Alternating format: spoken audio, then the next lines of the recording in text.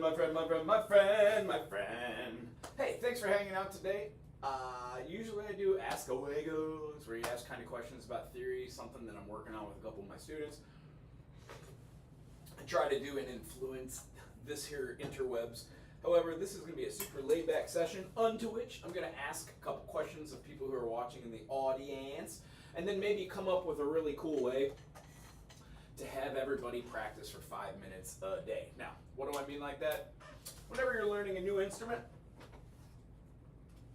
it is super important, or actually whenever you're learning anything in life, it's super important to have repetition, which means the things that you learn you have to do the next day. And the best way that I could explain it to any of my students is practice for 5 minutes on a concept. So I'm just going to grab the guitar. You can do this on any instrument, does not matter what it is, but practice requires just a little bit of foundation. So we're going to go over that really quick. If you came here to get the groove, sorry, I'm not going to play out too much. I might play a little something for you if you request it and answer questions, yada yada.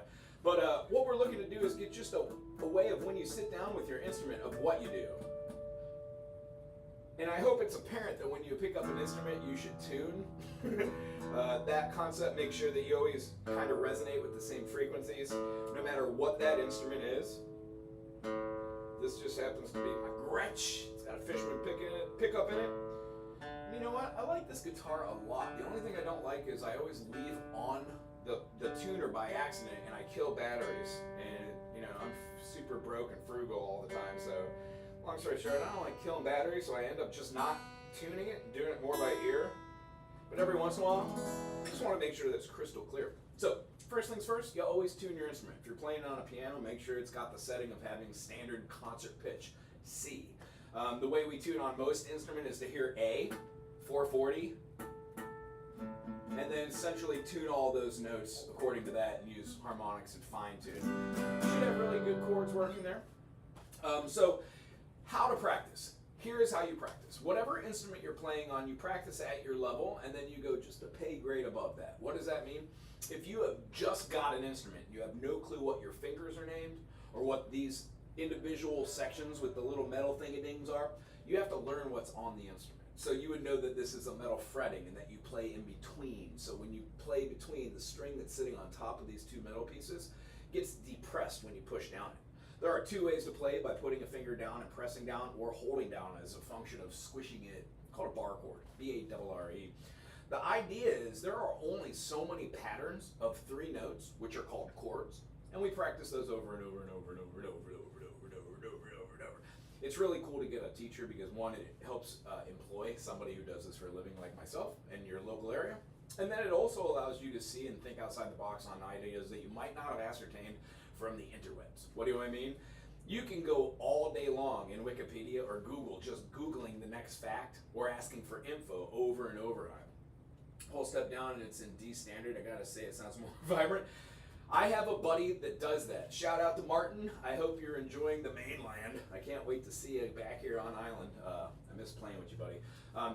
They also tune down to D. It's a real mind breaker for me when I'm playing with them, because when they're doing this, I have to go, okay, no, that's a D.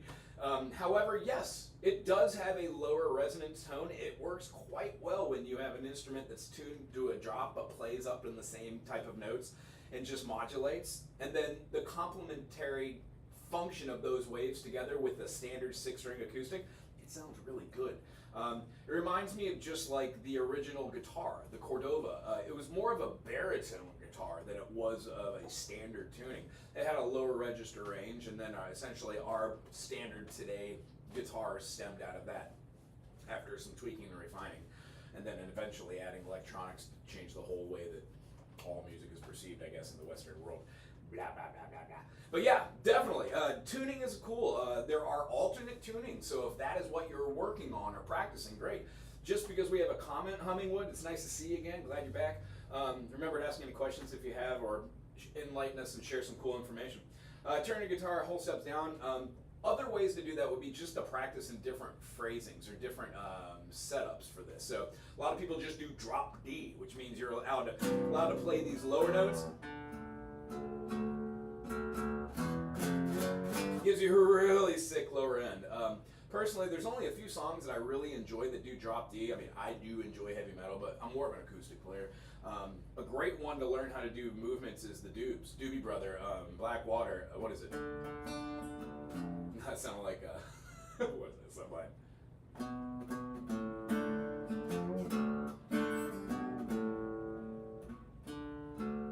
What is the other chord?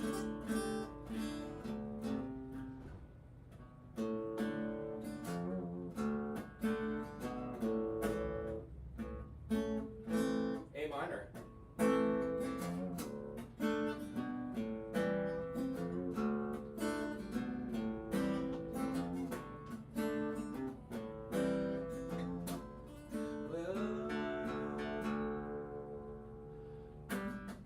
Well, I got me a raft and she's ready to blow. Oh, Mississippi keeps calling my name. Catfish are jumping, black water keep rolling. I wanna keep rolling away just the same. Oh, black water keep on rolling, Mississippi moon keep on shining on. Oh, black water keep on shining, Mississippi moon keep on shining. Oh, black water keep on rolling, Mississippi moon keep on shining on me. Keep on shining your light, gonna make everything anymore, gonna make everything alright. Anyway, Doobie Brothers, wonderful. Yeah, drop D is a great one. Being able to go to drop D and then tune up instantly and raise up and kind of hear where your E is, and then be magically back in tune is just amazing if you don't have a tuner. So that's another great way to practice, going down to drop D, playing for a little bit, going back up. Now, there are a plethora of things you can do in drop D, but the idea is if you have an alternate tuning like Dagad, or you're playing in like a fa fa fa fa, there's different ways to play different things. I mean, I've got a beater guitar onto which I have tuned ridiculous ways. Just the tunings that don't really even work. I've tried doing microtonal tunings. Long story short, when you start playing around with something, you have a better understanding of it. Cool. So for practicing, let's say we're basic beginners. The first thing I would suggest is pick a key signature, be aware of what the circle of fifths is, and know how to create the chords. Because it's all fine and good to be able to play a couple songs like the Doobs, and like it took me a second to search for that A minor. The thing that got me to that was I go, oh, I'm in the key of G major, because the chorus goes roll back water, keep on rolling, goes up a minor third, Mississippi moon, won't you keep on shining on me, and then goes into a different groove. But the idea is all these chords that I'm playing, they're all relative, meaning if you know what key you're in, you have a much easier chance of finding the chords that are in that song. So if you name a song and you're like, blah, blah, blah, blah, blah, Teen Spirit, you can go,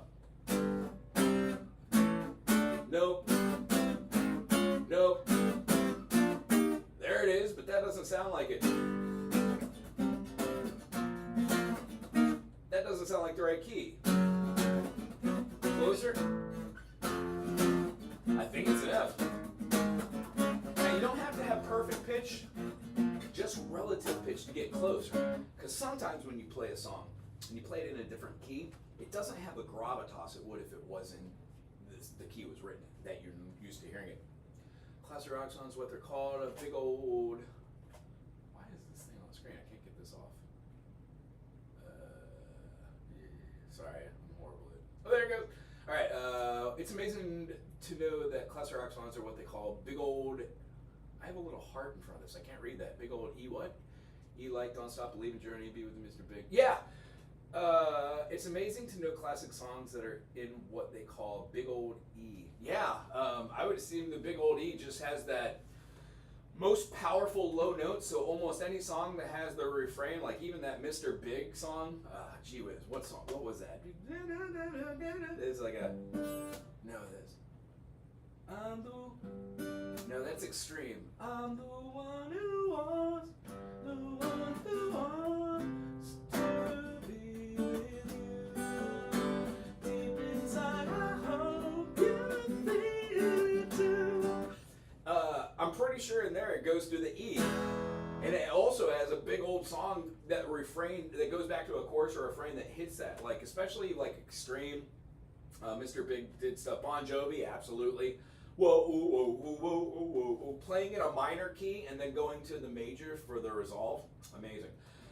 Yeah, and then Journey, Don't Stop. Journey to me is a very piano-driven song, piano-driven band, but the guitar leads are well balanced with the piano work, and then of course Steve Perry.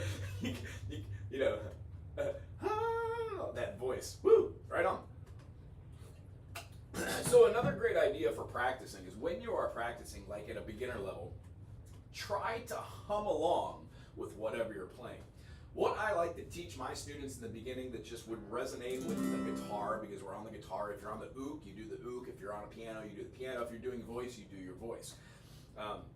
It should be said that learning the key of C is a great idea, because C major, it has no sharps and flats. I'm going to do a little explanation here on those and then go over to the whiteboard so I can give you a visual if you are a visual learner. Remember, these live sessions I do to kind of demystify music concepts, vocabulary, and theory, and these are also available for all my students, not just the YouTube channel, which is growing day by day. So if you haven't already subscribed, please do. Write something cool in the comment section. Keep it classy, because I do have students that watch us, and I have a couple moderators out there as well. So C major.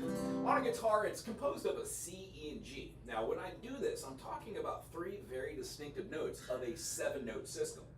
In the Western ear, we have Do, Re, Mi, Fa, So, La, Ti, and Do. These 7 notes, no matter where you play those, and no matter what scale degree you're going to, they will always have the same relativity to themselves. I mean, frankly, key signatures are just a grouping of chords that work well together, and scales are just a grouping of notes that work well together as well. When you do C to E, it feels good. It's a consonant. It builds this kind of foundation that allows you to expand upon and give different feeling to. When going through the key of C and then learning how to go like C, D, E, F, G, A, B, C, hearing all those intervals is a great way to challenge your fingers to go C to D, C to E, C, F, C, G, C, A, C, B, C, C. When doing this, you can try with different fingers and see which ones feel the best, and it's a great way to do it. And then if you haven't already figured out that the circle of fifths is the best way to learn anything, it just gets you acclimated to where you are. Now, circle of fifths works with every instrument. Yesterday I learned a new instrument, taught a new instrument with a friend. They know how to play the instrument a little bit. They just wanted to get a little bit more music theory. It blew my mind how closely related not only the language of Chinese is phonetically from the newer type of words for music, but how the ideas of the sanshin, the instrument is a 3-strung nylon, and it has 2 of the same notes. They're octaves, and then it has a 4th in between. The most popular tuning is do fa do, which is 1 4 1. So the idea is the chords are pretty standard. Once you learn the chords, you can move around and do the different rhythms, and it's used for traditional singing as a background to it. So long story short is I have to get rid of all my Western ideas of how I learned and practice and adapt the new concept of Eastern and be open to new ideas, which is really cool. Love learning new instruments. In fact, somebody pointed out that I play the recorder. I don't. I can play Marietta Little Lamb, I know the fingerings, but by no means am I a recorder player. But practice makes perfect. That's what we're talking about. So my practice for a recorder, here, do I have it? Yeah, I do. Would be to know the notes and then work on hearing the tone. Really part of the recorder is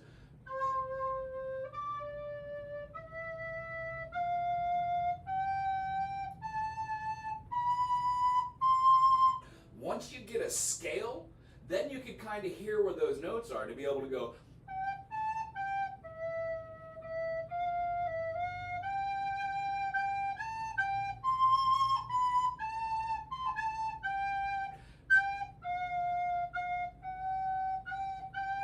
The only note out of that whole thing-a-ding, which was just improvised, very poorly on the recorder, was the F sharp. There is no F sharp in the key of C. So just knowing that allows me to practice utilizing that note with those 7-note tones. Now, I have no plan of being a recorder player, but I do enjoy teaching it to one of my younger students. She's like 5 years old. She loves it, although she loves tic-tac more than she loves playing Ook. How long did it take to learn all my modes?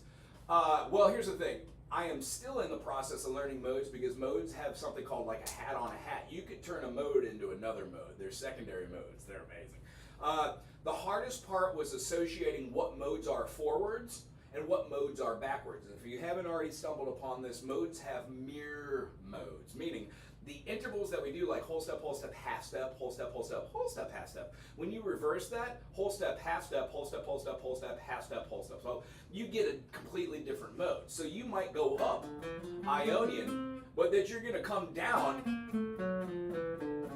like Phrygian. What I like to do is see that our low grade. What I like to do is see that our tones for the modes, when explained, are linear, meaning they go in one line in order. So when you're learning just a key signature, like today's practice concept, the next step would be aware of what a mode is. So if you have like a C major, C, D, E, F, G, A, B, C is the mode that all the modes are derived from. It allows us to see C, D, E, F, G, A, B, C. It's having a 1, 2, 3, 4, 5, 6, 7. And from that, D Dorian is born.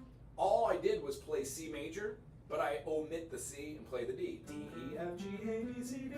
And over the top of a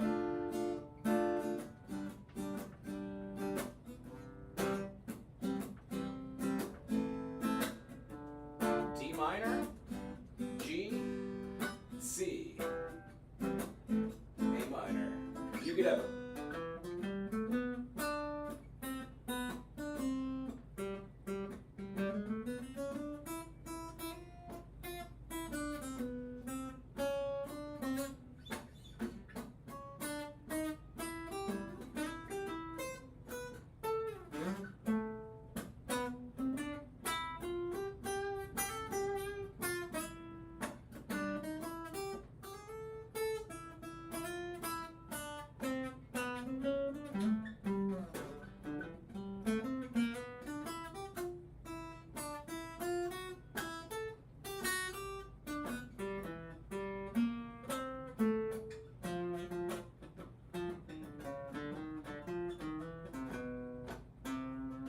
a lot of the noodles are derived from knowing that D Dorian and not trying to play so linearly. So, getting back to the practice of the practice of practicing, if you're learning how to play, let's say, A major would have the same scale that C major does, but you would practice it in the A position. Same fingering, same movement, same repetition of motor skills.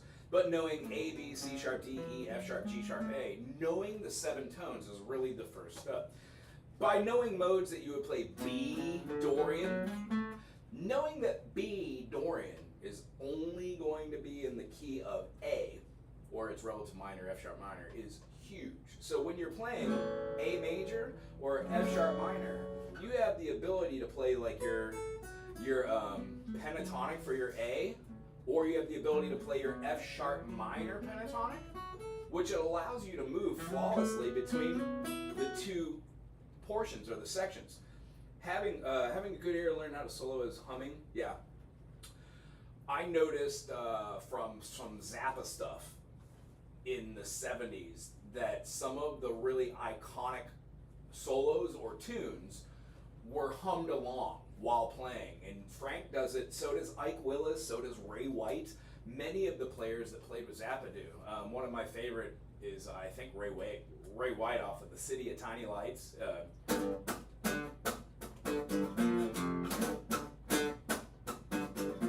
City of Tiny Lights, don't you wanna go? Great song, but at the solo is going,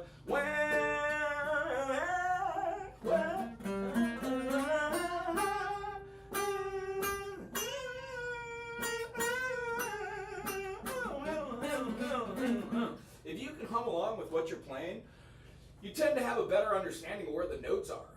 If you don't have perfect pitch, that's a way of working on relative pitch. And when you can kind of go like, boom, and you can hear, boom, and you can hear your thing, you go, boom, you can start hearing where your tones are, your frequencies, so you get close to like 440. And then listening to some old jazz standards like circa 1930s to the 1940s, anything from like Glenn Miller, just that vaudeville thing. There is a lot of orchestration going, and what you'll hear is a lot of melody lines mimic something that's happening in the ensemble. So that is also a great way to hear melodies and start moving. I mean, truthfully, if you look at it through the eyes of the Eastern philosophy, the Tao, all notes are just kind of there. They're really nothing. They're intervals, but until they're sung or played, intervals are meaningless because they have no connection to themselves. So without the music, there would be no melody, and without the melody, there would be no music. Now, you can't have songs that are kind of atonal and lack a key structure, or they lack a melody, or they're just played randomly. But that is a style of music, or an avant-garde approach to making something that is off the beaten path. As far as like the idea that all the intervals that you're playing, it's silly to think this, but out of the 12 chromatic notes, C, D, D sharp, E, F, F sharp, G, G sharp, A sharp, B, and C, we can derive our Western ear, C, D, E, F, G, A, B, C, and then alter those like C, D, E, F sharp to get a different type of mode called Lydian. And then we kind of associate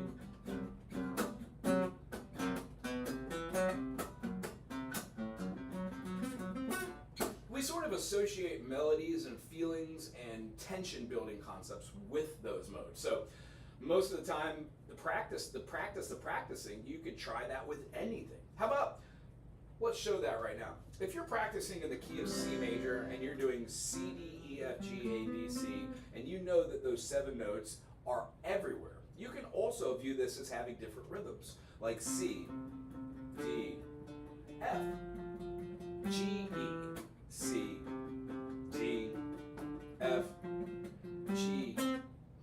When doing something like this, you're creating melodies while also practicing. So don't let it be lost on you.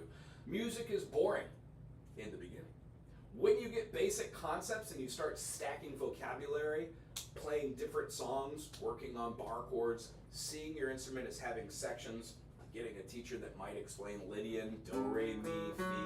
When you have a sharp 4, that's the characteristic of that. So if you were to play like a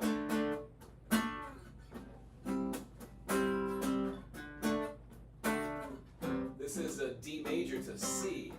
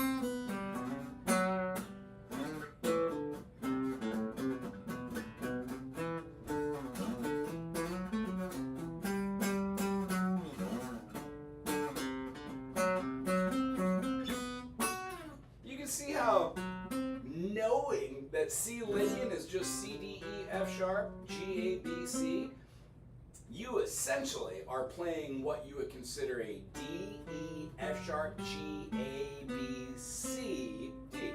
Well, D mixolydian is C Lydian. So the concept is you don't need to know those to have fun with those feelings. I would suggest going online after you get a teacher, or you Google or you Wikipedia stuff, so you can go down the rabbit hole of learning terms, so you know what a arpeggio is. So you know what a triad, 1, 3, 5 is. You know that the 2 notes that make up the sonority, or the major or minor or diminished or augmented aspect of the triad is a dyad. It's also called a harmony. A band you were in, you played rhythm guitar, a bit of lead, and I feel like the rhythm guitar is very crucial in a band. I did not realize how crucial the rhythm aspect is in a band until I was out of the best band that I was ever in. Not to denote any band I've ever been or ever will be in, but I played with 2 brothers, and one played lead, and the other one played mean rhythm, and we played Zappa and Fish and string jam bands, String Cheese, Loggins and Messina, Grand Funk Railroad. I mean, if it had something that sounded good and harmonies and singing, 3-part harmony singings, we always had a wonderful drummer, whomever they were. Shout out to Dave Clark if you ever watch this channel. And then honestly, I never realized how good the rhythm was on Spacey Nooner was the name of the band. Long story short, I agree. Without a very, very strong rhythm section, it kind of means it's lackluster for the guitar player. And by playing different inversions, like this channel is really about learning how to play, an A major, and then knowing that an A major, when you add in the major 7th, becomes an A major 7, dominant 7. Once you start seeing all of your chords as being functionally movable, there are no wrong notes within reason. Tone leading or chord leading would lead you to be able to play different types of styles. But the truth behind music is my favorite type of music, and the best way to practice would be to just set a beat, have an idea, and then go from there. There are only 7 notes in a scale. You can alter many of these notes so you get different feelings of tension between dissonances and consonances, but knowing what those are is the first thing. And then if you are a rhythm player and you want to go to guitar and play lead over the top of that, somehow, I mean, it doesn't matter what band you're in and how you're doing all these things, but if you really, really want to get good and choose notes that are just effectively make you feel better, makes the music sound a little bit more, what it's supposed to be. I mean, music is perceptive, But if you want to find your own voice, the best way to do that is to practice and to explore your instrument of choice. Many, many, many, many, many times I've played with many, many, many, many guitar players. Yeah, they can play their pentatonics. They understand what A minor pentatonic is, and it always feels so choppy, like the way that they learned it. There's like no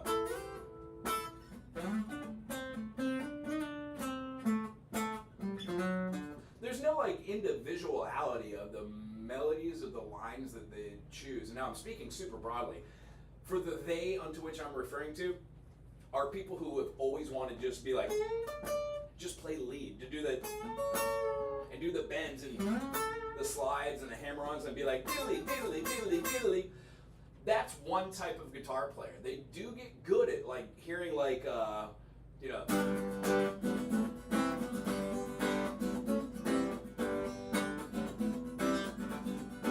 can't go like a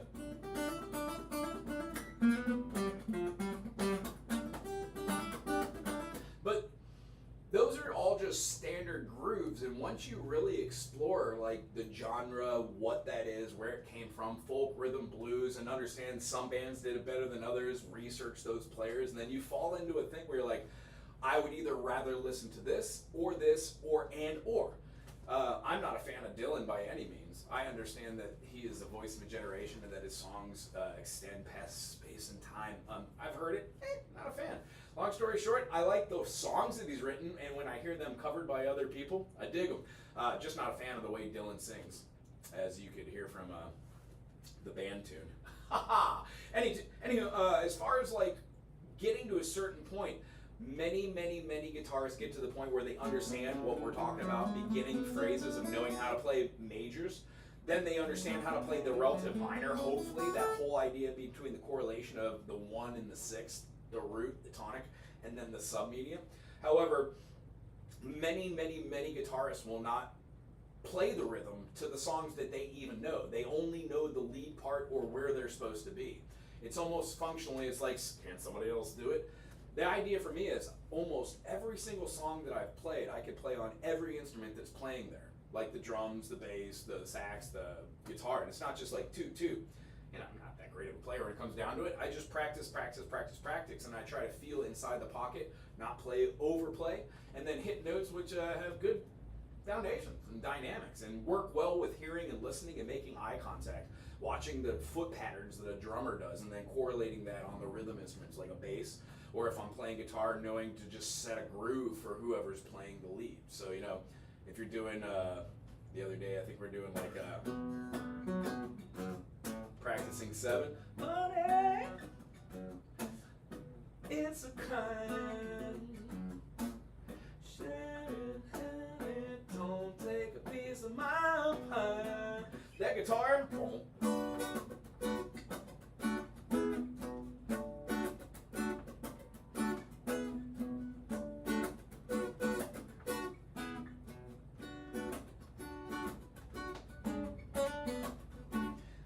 That I just did is not in the recording at all. It's completely doing this back and forth. That's stale and boring. So if you have a rhythm guitarist, they could utilize it.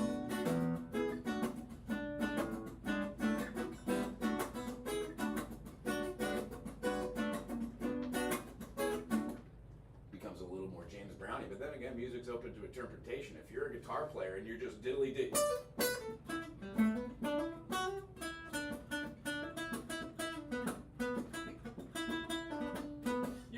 different melodies, rhythms, using different correlations of those 7 notes. Why not have a rhythm player that might throw that note in there? And it essentially gives you, what is that? Dorian. Dorian has a natural 6. So hearing that allows you to play a different modus over the top of it and experience a new correlation between that 6 and the 1. It adds a feeling of major to the minor because that submediate chord allows the shift of the tension to go closer towards the subdominant rather than the dominant. If that didn't make sense over the head, that's what we're talking about practicing the practicing and Googling and learning terms, getting a teacher, watching videos or channels like this if you want, or just kind of going down the rabbit hole and asking questions from your friends or anybody you're playing with. You can always learn, and there's always a teaching and learning opportunity. I mean, I teach 3 days a week. I've got maybe 12 to 15 students each day, and I always learn something new each time I'm teaching, within reason. Cool. The band I was going to play, right on. What was the name of the band you're in? Did you put anything out online? Can I go view it and see it? Go see a play in there? Hey, thanks for interacting today. Tell you what, if you're in the comment section as well and you're lurking, subscribe. Put something cool in the comment section. Ask some questions. So, what does a basic day of playing look like? Let's just show what I would do. I would bullet point today is Tuesday. On Tuesday, I'm going to play for 5 minutes. In the first 5 minutes, I'm going to play all downstrokes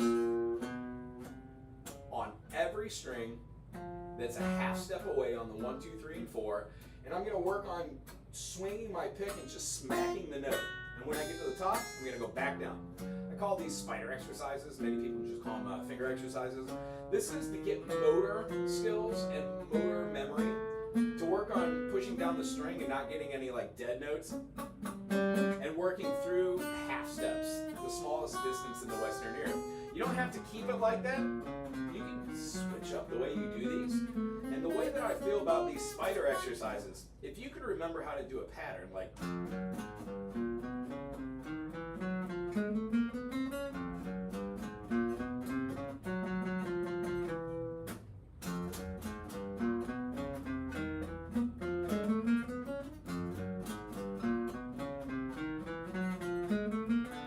you would be able to make a melody out of that. Now, it sounds a little funky because it's all half steps, but what if you shift and move whole tone scales into there? The idea is music is perceptive. It's a concept of different parts, and when you realize music is like a puzzle that is a grand picture that you just cut up into sections and you kind of visualize. Now, that doesn't happen with all music. If you're just doing like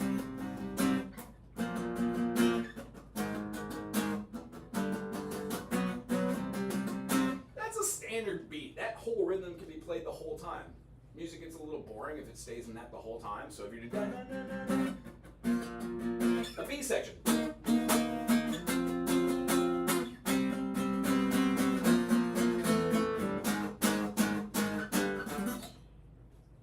digress. When playing something, try to get outside the box, use the notes that you know, and every day bullet point something that you could work on. The best way to do that is to start with the circle of fifths. So C major to G major to D major to the A major, the E major, and we're going to go to the B major, F sharp major, and then C sharp major. These are all 7 keys that have sharps. The C has none, so that's what we practice. The G right below it is the same scale pattern, but now influences the F sharp. knowing that your ring finger, the only time that you use the ring finger in a major scale using this pattern is on the major 7th. And just knowing that, you would then be able to distinguish in every key, D, E, F sharp, G, A, B, C sharp, D, A, B, C, A, B, C sharp, D, E, F sharp, G sharp, A. You will know what all of your lending or leading tones are.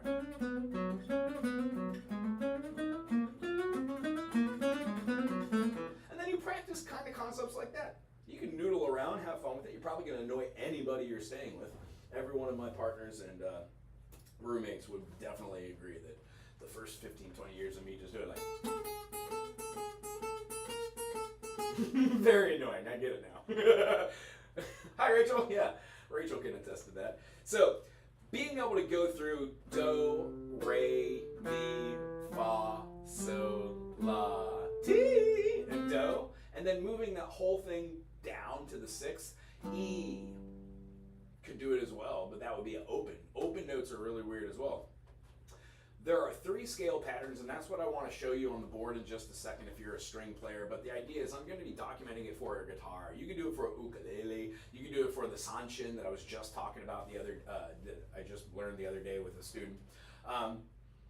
When you're doing this, you're looking to have visual representations of what you learned physically. You can't remember something. Most people can't remember things if you do not have repetition. So the idea of doing C, D, E, F, G, A, B, C, and then changing your fingering so you can still play a C, but utilizing a second finger pattern, and then thusly that last finger pattern, which is a combination of whole steps and half steps, the same as the other scale. We just view it differently because our fingers are moving.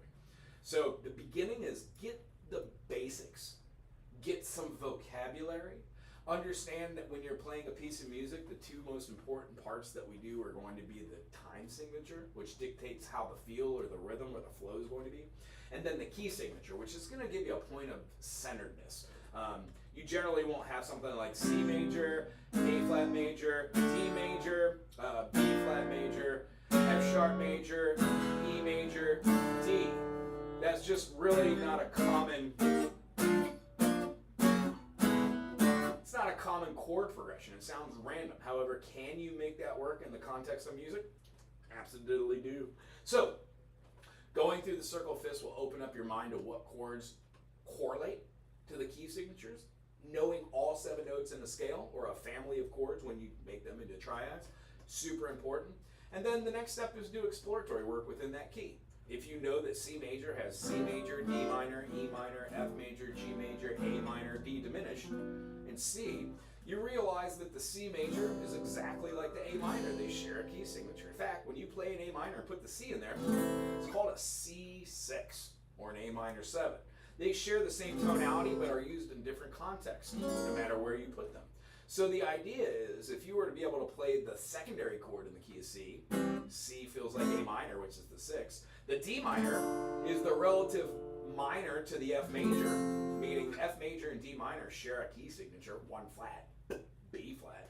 And then when we go to our 3 chord, the E minor is the same as the G major because they're the relative major and minor of each. Knowing the circle of fifths and being able to visualize it in my head allows me to just kind of move things over. And I'll throw the circle up there and show you how to throw it a shaka. And when you do that, you're going to be able to like see correlations in your mind because you will remember that. And again, there are only a very, very small percentage of people who do not do visual learning or representation. That's more of a repetition thing, and then being able to vocally say it to yourself is the process under which you can learn. Otherwise, us visual learners, you need to have hands-on. Here's what a normal day after the spider exercises go through. I would pick a key, let's say like the key of, how about B? B major, C sharp minor, D sharp minor, E major, F sharp major, G sharp minor, and then we're going to be playing like an A sharp diminished, and it goes right back into our B. So there's my scale. I would see B major as having the same thing I would practice with my circle fifths. I would note it in this quadrant. I would be able to move this scale preference and then do the other one so I could see how it leads into there. I would take special note of seeing that the chords and the notes that I'm playing They correlate to kind of what the triads are of that key. B major, C sharp minor. I can play broken chords where I don't necessarily need to even play the whole thing, and I put my fingers on just the notes that we're shooting for. This is a great way to see that shapes and chords can be moved up and down. The B major is nothing more than the A major that you learn, except we play it with different fingerings. If you're still playing an A like that, I'd behoove you to play it with one finger and squish it, and try to get that top E string to ring while playing these. Yeah. And then as far as like getting in your groove and knowing how to practice the practice of practicing, I would do something along the lines of this. Find your B here, maybe in this quadrant.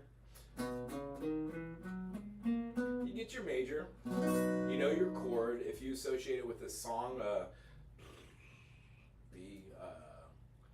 come on baby, C Miller, or what's the name of it? Beatles, she said, who put all those things in your hand? B, A, and E. Then you feel like I'm dead, and you're making me feel like I've never been born. The solo, or that little lick, will be in the key of B.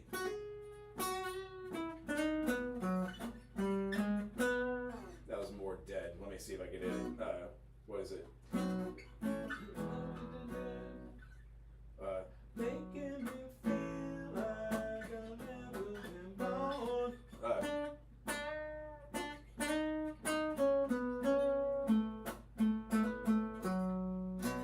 Fun. When you are centered around a key, it is much easier to figure out melody leads from your favorite songs. If you have never played a song and you randomly pick a song that you don't know how to play and you look at it in a book and it's got some time signatures and key signatures, you can go through there and read the first couple notes, get an idea for the melody, pluck it out, and then add the chords that are in the chord pro above it. Take a look at the whole song, play it through 2 or 3 times before you even listen to it. And then when you listen to the song, are you anywhere close?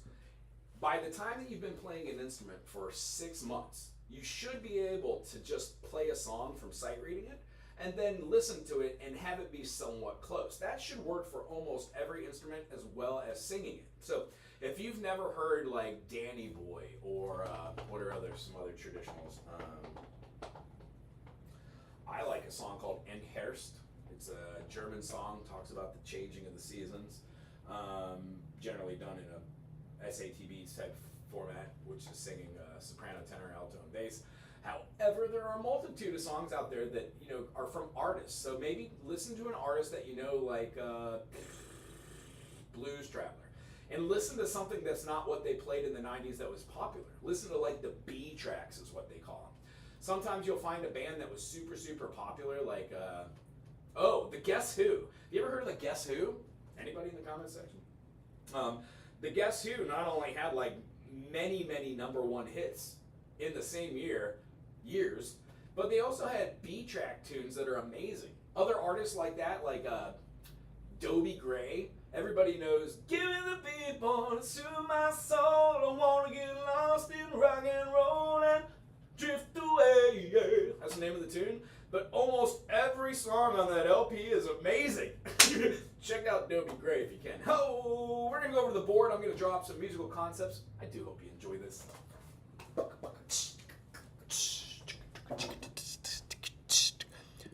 Hello. So, if you're enjoying this, make sure that you come every Tuesday. Check it out. We have different concepts that we cover. Today, we're just talking about how to practice. The whole idea is when you know how to practice, it improves the way that you kind of move through your day. You don't have to do it this way. I'm only a person, and that person is just, putting information out there, and if you dig it, dig on it. If you don't dig it, move on. Got it. All right. Number 1. Oh, can I write on there? Yeah, I can. Number 1. 5 minutes. That's all it takes. You would think it takes more to do more. 5 minutes a day. If you can do 5 minutes a day, that means that you are doing something where you have a regiment. The regiment is the thing. It's not the practicing. It's the time that you make to do. So if you have something that needs to be done and you don't schedule it, it never gets done.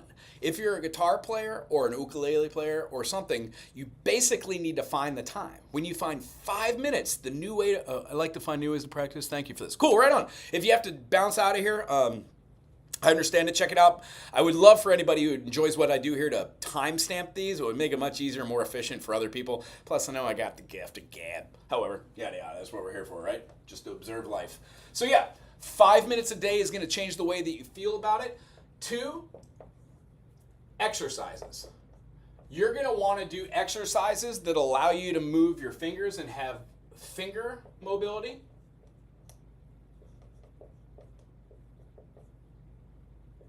I don't know spell. Finger mobility, and if you're doing vocals, basically you're doing workouts for your throat, being able to go ha ha ha ha ha ha ha ha ha ha ha. Hearing the different jumps in those spaces between those notes is crucial for feeling those. So when you're playing something with a stringed instrument or you're playing something like drums, feeling is a huge part of it. So finger mobility leads into feeling your instrument.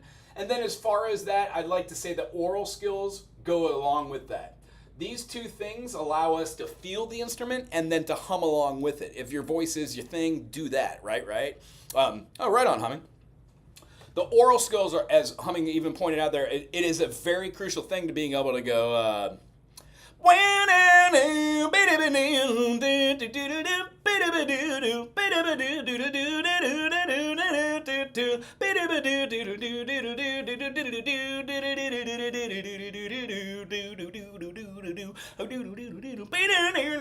anyway, if you can hum the notes, you have a much better chance of being able to get on the instrument of choice or your vocals and get close to what those frequencies are. And you could always slow down, and if you love music enough and you love the song enough, you will figure out how to play it. Most of us listen to the greats or the classics, like I would say Stairway to Heaven, and then they play it.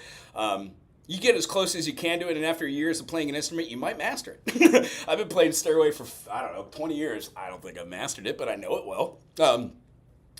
So being able to go through a practice regimen, spending 5 minutes working on finger mobility. Finger mobility is what I call those spider exercises. You could do anything. And then the other ones I have are called the teeter-totters. Teeter-totters. Teeter-totter is essentially this. If you could play a D major on an instrument and you could take off a finger, move a finger, and put a finger over and ping a pinky on, this is the same chord as this. You're just playing it with a different group of fingerings. If you could play it with your secondary group of fingerings, that means you then can scoot this anywhere on a fretboard or a fingerboard and lay down a bar chord. This works with every instrument. It is shortening the distance between A and B, thusly making the tone go up in pitch. So what we look for is, can you play a C major on your instrument of choice and then play that same C shape by moving it up with a bar chord for a C sharp or a D or a D sharp or an E? Can you name those? When you go through this, can you take the circle of fifths? Those of you who are serious about playing music on any instrument, if you do the circle of fifths for 5 minutes each day for 1 month, I guarantee you will have a basic conception of what C major, G major, and F major have. When you see that C major has no sharps and flats and that G has one sharp, and we go 5 notes, C, D, E, F, G. The reason why it's called the circle of fifths, you guessed it. We keep going up in fives. We're not just really going up in fives, but you would see this as being a foundation of musical theory. All music is based off of chords, and those chords are called triads. The triads have 2 notes that work together, which are called dyads or harmonies. And when we play them together, they give us chords that feel pleasing or displeasing. That is the whole purpose of music. When we take these tones and put them together, we could see that if we go around the circle of fifths, we would go C to G, G, A, B, C, D, D, E, F sharp, G, A, B, C sharp, D, E. Now, why am I putting the F sharp and the C sharp in there when I say these? Once you add a sharp, it stays. It doesn't go away. So when you get all the way around your circle of fifths, you end up let's say over here to a C sharp. Well, C sharp is after F sharp and B. When you go from E to B, E, F sharp, G sharp, A, B, C sharp, D sharp. You can see that C has none and that G has one sharp. That sharp is F sharp. When you go to D, D has two sharps, F sharp and C sharp. When you go to A, three of them, F sharp, C sharp, and G sharp. See how the circle works? I've done this circle over, 50,000 times. It is now a permanent visualization in my head. When I think about what my relative major or minors is, I just kind of think of my shaka. Throw a shaka at it. C to A, relative minor. F to D, G to E. D to B, A to F sharp. You can see how the circle of fifths will help you understand, one, how to do the most basic of soloing or playing or understanding on an instrument called the pentatonic system. All of our circle of fifths is regarded to tell you what those 7 notes are. So if you could do this function, if we're in the key of C, F and G will be our 2 other major chords besides the C, because there are 3 majors, 3 minors, and 1 diminish in every key signature. The diminish is specific for that key, which means in the key of C, you will find B diminished. On the circle of fifths, majors, minors, diminished. If you move, let's say we're in the key of G, well then you would have 1 sharp, F sharp. When we play these, the 3 major chords in the key of G are the 1, 4, and 5. You have an A minor, E minor, B minor, and then the diminished becomes F sharp diminished. Cool? That's how I use the circle fifths. It's inside my brain. Some people put the relative minor on the inside here, which is completely acceptable. I just don't like to muddy that up, so I don't do that. I just memorize it that. To my students, when I'm doing this, I talk about learning the circle fifths as sharps, and then have mechanisms to learn the flats. The flats themselves, when you do this, B flat has 2 flats because F has 1 flat. That flat in the key of F is B flat. The flats tell you what comes next. So each one of these is the ability to experience it through sharp or flats. Really cool mechanism that I've never seen anybody else do this. Didn't learn it in college, didn't learn it in high school, didn't learn it I was just sitting there one day, I was like, oh, this makes sense. And I'm sure there's somebody out there, I'm not gonna take credit for this, of course, but I hope this helps you in your journey just to be more fluent with understanding these. There are 7 notes in a scale in the Western era. There are 12 notes in a chromatic scale, meaning there are a possibility of a multitude of different keys. You could have upwards of 24, and if you really dissect it and beat this concept, you could have way more. But realistically, when we talk about the circle fifths, I would much rather talk about keys like A flat than G sharp. Even though if I kept going with my sharps, C sharp, D sharp, E sharp, F sharp, G sharp. G sharp is the same as an A flat. They're called enharmonic equivalences. When learning your fretboard or learning how to play your scales, you can name any note you want to. If you're doing G sharp, you can say G sharp, A sharp, B sharp, C sharp, D sharp, E sharp, F double sharp. And if I'm blowing your mind that there's something called a double sharp right now, don't let it hurt you. A lot of us won't even experience these. It allows you to see A flat as a much easier alternative. How many flats are in the key of A flat? Here we go. How many sharps are in the key of A? Here we go. C has no sharps. C, D, E, F, G, A, B, C. When we go C, D, E, F, G, we go 5 notes away and we add a sharp, the F sharp. G, A, B, C, D, E, F sharp, G. D has 2 sharps. D, E, F sharp, G, A, B, C sharp, D. Being able to do what I'm doing on your instrument is the practice of practicing the practice. You will find that when you spend 5 minutes on this concept alone, maybe just naming all the notes on one string, maybe just seeing all the notes that are sharps as being flats, they're enharmonic equivalents. Well, what would you do on that? Let's say we're doing the key of C, or let's say we're doing the key of A. A, B, C, D, E, F, G. Right here, we are in the key of A minor or C major because there are no sharps and flats. When we add the F sharp that's in the key of G, we have the key of G now, or E minor. When we go 5 notes away and go back a half step and add the leading tone, we have the key of D, or B minor. And now when we go all the way to our last and put in G sharp, we have 3 sharps that are in the key of A. None in C, 1 in G, 2 in D, 3 in A. Those 3 are presented right here, F sharp, C sharp, and G sharp. So if you have 7 notes in a scale, and 3 of those are considered the sharps for A major, when you look at A flat, you have 4 flats. Did that help anybody? I hope it did. When seeing this 4th thing, sharps and flats, scales. Scales will lead to modes. Modes will lead to melodies. And melodies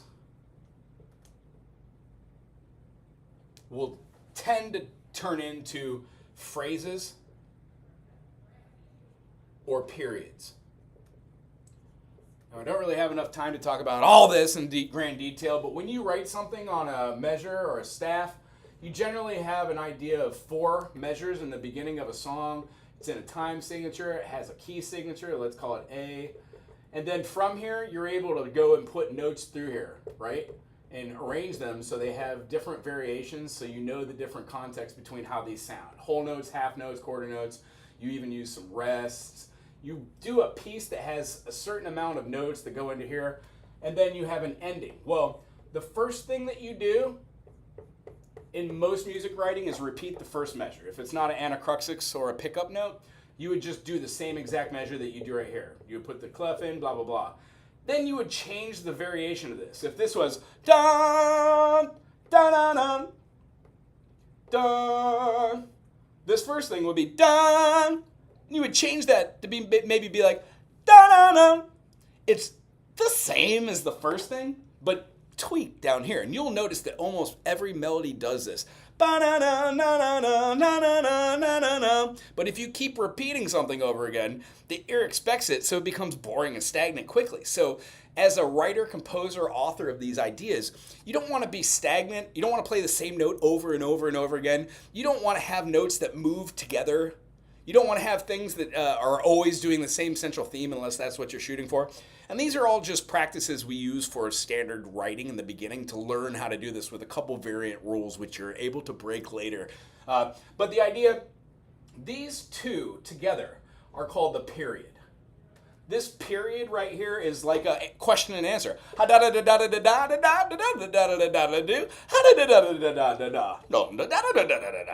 It's more like you're having a musical conversation. Almost all music does this. Rock and roll music, classical sonatas, they all have different types. This is what we call form, and this whole thing right here is called a phrase. I'm sorry, phrase right here, phrase right here. The individual things you're doing are called motifs. So all of these lead to being able to understand what that is. By practicing and making melodies or noodling around, you are absolutely making motifs. Those motifs that you play will be fit in these kind of concepts underneath chords, and because the future's here, you quite literally can just plug your instrument into something and play away, and the computer will record what you got going on. Things like that just totally amaze me. And then 5 and 6, kind of the same, vocab. I said a lot of words in here today. If you didn't understand what the word anacruxis is, it doesn't matter.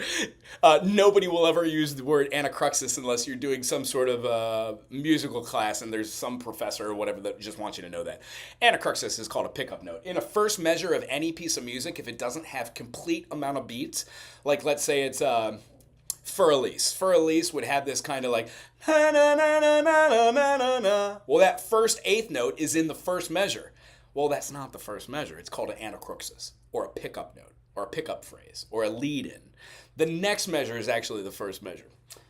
With many years playing, didn't understand that. So vocab is super important. That allows you to understand concepts. If you don't know what the word pentatonic means, it means 5-note scale. If you didn't know what the prefix penta means, now you do.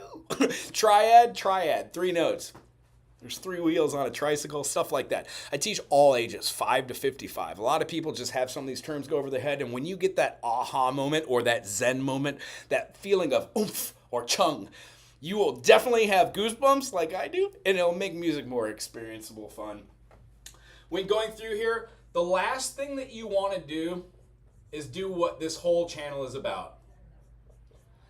The last thing you want to do is bore yourself with musical theory or get talked at by some teacher that's like, you're doing it wrong, doing this. At no point with any of my students, except for just in a laughing, fun way, do I have them experience their instrument by do this.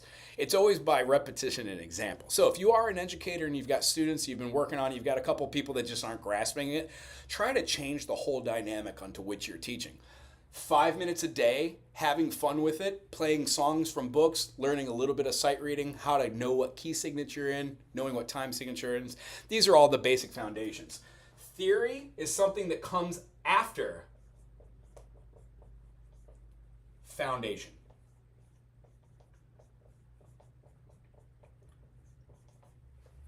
And I don't know if this is going to make sense, but this is the most, I'm going to get to your question here in a second, Hummingbird. This is probably the most important part of this diatribe. Not one person on this earth knows exactly what's going on. Not one. They might be close, or it looks like they do, but they don't. None of us do. As far as music goes, you are exactly where you're supposed to be. Don't let anybody tell you that you're doing it right and or wrong. Be. Just be. Just be the music. Be you. Have fun with it. Everyone will find that different level into which where they want to be able to understand.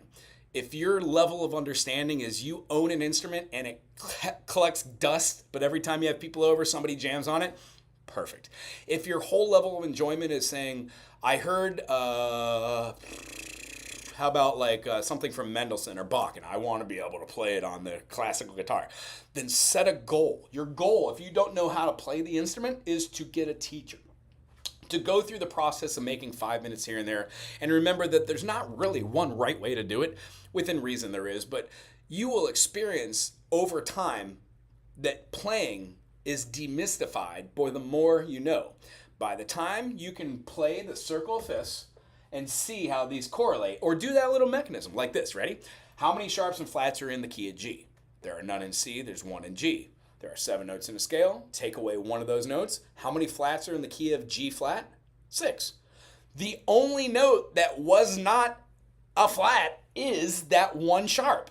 So by knowing G major has G, A, B, C, D, E, F sharp. When you say G flat, you say G flat, A flat, B flat, C flat, D flat, E flat, F. And because you know both, it solidifies your concept. There isn't another way to view that. That is what it is. And in life, when there are so many variables that you do not know the right or wrong answer to, and it's just a crapshoot, music gives me peace of mind knowing that this is a foundation of how everything works. That our external world around us is just vibrating energy, and music is the closest way I know how to relate to that. That's why I do this channel. That's why I love music. I hope that helps out. So once you go back in the circle of fifths, do you get the circle forcing kind of? Yeah, absolutely. The idea is you're only a couple notes away from something. I view this as going forwards and backwards. If you want to do the circle of flats rather than the circle of fifths, for sure. C, D, E, F. When you go 4 notes away, we must realize that the note that comes after our note that we're going for, like F major, has 1 flat. It's B flat. So we would say F, G, A, B flat, C, D, E, F. More importantly, F major, G minor, A minor, B flat major, C major, D minor, which is the relative minor of F, and then E diminished. C7 is an E diminished, hypothetically. B has 2 flats, B flat and E flat. B, C, D, E flat, F, G, A. So when you say it, B flat major, C minor, D minor, E flat major, F major, G minor, and then A diminished. When we go through this, what I just did, I was not able to do in high school. In fact, we never really went over that. I had a wonderful music teacher, but we focused more on sight ringing and group setting for doing SATB performances and master performances like So, college, did a little bit of this, but never really got the exposure to the circle fifths that I thought I would have gotten. And then in life, I did not play with one musician that ever talked about the circle fifths, not once, until I got a guitar lesson. Finally, I took 2 lessons in my life. I got a guitar lesson from a friend who showed me the circle fifths, showed me how to practice. I turned that into the 5 minutes a day in these finger exercises. The idea behind that, finger exercises have a multitude of different ways you could do them. So by utilizing the circle fifths and seeing that there are concepts that Hummingwood just jumped upon, circle fourths backwards.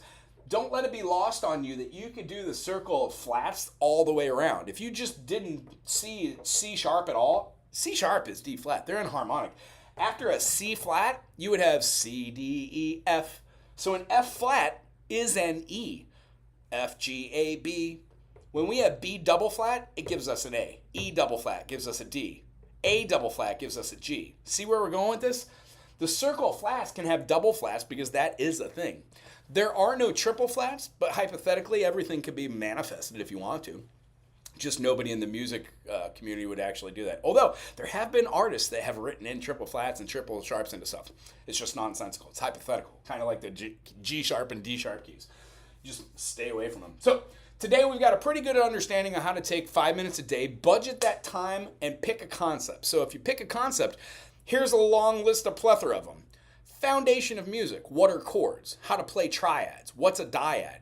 What makes a chord major or minor? What songs have common tone substitution? What's a common tone? If you know that C major has C, E, and G, and that C minor has C, E flat, G, these 2 chords are the closest related chords to any of the chords because they share the same 3 notes, C, E, and G. One happens to be a flattened median. That doesn't matter. It just gives the tonality of a kind of sad melancholy. The other one is a little bit happy, more expressive. There are different modes and scales you could use over the top of them. And when you understand just that concept, that can be your practice for the day. 5 minutes here, 5 minutes there.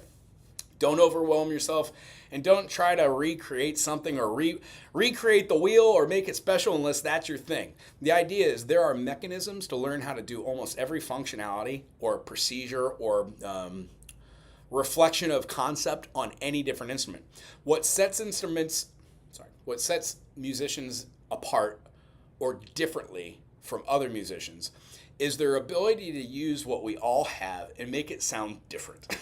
So learning a foundation of music happens after you learn just a couple concepts like how to play, how to put your fingers places. And then the next thing as far as theory, the thing that I really like to concentrate on and talk about, it's relatable. So if you're learning how to play chords, pick one key at a time. Pick C, know that all the majors, all the minors, and the diminished. Get familiar with the circle fifths and draw it every day for a month, and I guarantee you that your brain will start seeing it when you're thinking about music. When you correlate that to the circle fifths on whatever instrument you were playing on, you will be able to see comparatively similarities between keys. The further along you get into each one of these concepts, the more I believe your mind will be blown. I get my mind blown all the time. Some of the weirder things that I've discussed on this channel that were a little bit above my pay grade was stuff like negative harmony. But knowing that negative harmony is something out there that I could use in a multitude of different ways, it allows me to see my circle fifths as having space and relativity from chords that sound good together to chords that don't, that are off the beaten path. And being a teacher doing music of all different genres, what I've discovered is some of the bands that I missed out on when I was younger, because I was like, they're not Fish, or they're not Grateful Dead, or they're not, whatever the nonsense I was listening to at the time. They're not technical enough for me. It's just ego. Get rid of your ego. Get rid of your inhibitions. Be you. Have fun. That's kind of what we're getting to in a nutshell.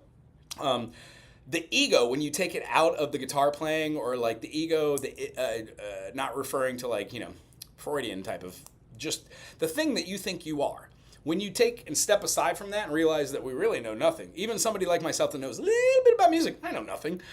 In the grand scheme, I will always be able to do something every day and learn. That's really the beauty about this whole concept. And what fun would life be if you knew everything?